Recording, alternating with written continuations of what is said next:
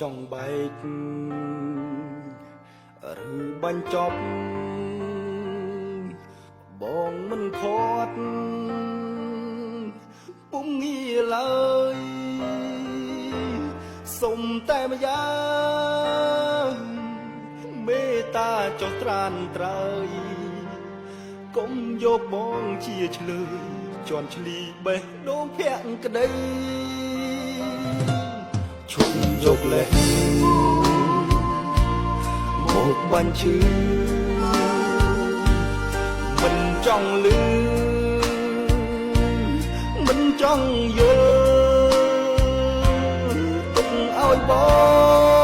ងស្ងប់ចិត្តផងនេះមុនជាបាលភាពអំពុល